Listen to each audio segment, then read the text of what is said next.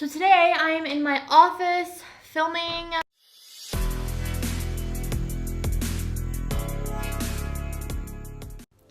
Okay, so today I wanted to talk about fundraising and like the finances and what it's like being a full-time missionary and like the finances of that, which to me is like a really touchy topic and something that I don't really want to share, and I feel like God's given me this, and that's why I have it posted these past couple weeks, because I want to really share this with the fear of the Lord and to be able to share with you what I've learned and just what it's like, honestly, and all of that fun stuff. Before I became a missionary, this is one thing that I was not looking forward to, was fundraising and to be fully funded by family and friends and churches and stuff like that, like fully, like it's not like a job where I get an income consistently, but I get support from people who commit.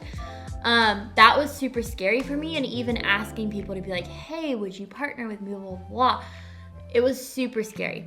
However, in my secondary school, there's a week of teaching on the finances behind it. And that really helped me because it showed me how fundraising and being a full-time missionary is biblical. Knowing that it is biblical and that God is behind it helps me a lot, and helped me a lot like in doing it. So in reading Numbers 18, 21, and 24, so it talks about how the sons of Levi are called to be separated from everybody else, and they're called to support the temple and to be the ministers there full time. And the tithe that the people give go to them. That would be their inheritance, and that would, like, they wouldn't have an inheritance. Like the other tribes would have an inheritance, but the Levites would not. The sons of Levi would not. They would be basically fully supported by the other tribes and by the offerings and the tithe that the people gave to the temple.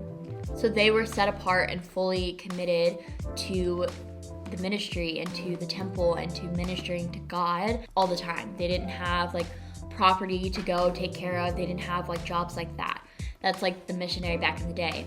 It doesn't look like that now, but that's how it was back then. So having, even in the New Testament, how Paul talks about, he goes to these towns and travels and ministers to these people, and sometimes, like, he wouldn't ask for them, but some of the towns and communities would support him and would give him funds and stuff like that. That is biblical. Like, he says, I have a right to that. He's not gonna like force that right, but he has a right to be supported by the people he's ministering.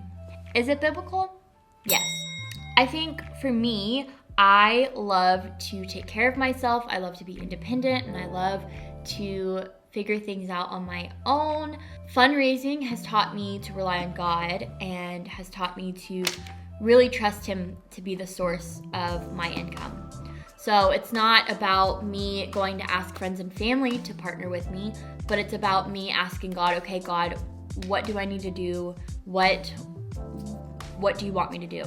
So whether it's Him putting a person's name on my heart and me going to them and being like, hey, would you pray about partnering with me monthly, whatever it may be, or if it's God just surprising me and speaking to somebody to give me whatever it may be. It's not always money. Sometimes it's just physical thing or paying for my meal, whatever it may be. It's super encouraging to know that my source is not people, it's God. It's God working through people. It's me trusting God. So yeah, that's been a learning process, and I'm still learning to trust Him, and I'm still learning to really see Him as my source, not people, not others or anything like that, but that God is my source. Next thing is, this has been such a blessing, is deepening relationships. So there are people that support me that I never thought would like support me, and through them having an interest and partnering with me and being able to talk to them and share and all of these different things, that has deepened a lot of relationships in my life, and it has been such a blessing to be able to have these people a part of my life and my ministry, because bottom line, I wouldn't be able to do anything that I do without these people partnering with me, and partnering with me financially, but also prayerfully. It means so much to me whenever somebody will text me and be like, hey, I'm praying for you, like whatever it may be that's put on their heart. It encourages me so much, and whether it's I'm having a hard day or not, it's an encouragement, and it helps me to keep going. Now, I don't like live off of that, but it's encouraging. So yeah, having a deepened relationship, but also giving people the opportunity to be a part of my ministry. I do what I do and all of that, and they're a part of it. Each person that partners with me, like I said, prayerfully or financially, are a part of my videos, my discipleship with students, with all that I do here.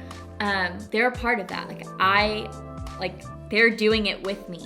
And that is super exciting because I feel like I'm not alone in this, and that's a huge thing in ministry, is that you're not alone. Like, you have people backing you up and going behind you and going before you in prayer, and just, yeah, it's amazing.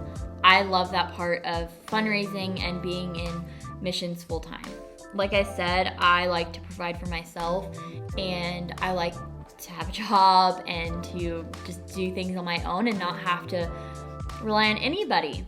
That being in full-time missions and fundraising and all of that has crushed my pride a lot, because I can't provide for myself. Like, I have to fully rely on God and trust Him, trust that He's gonna provide. And yeah, so bottom line, fundraising is not always easy. It's sometimes challenging, but ultimately it's trusting God.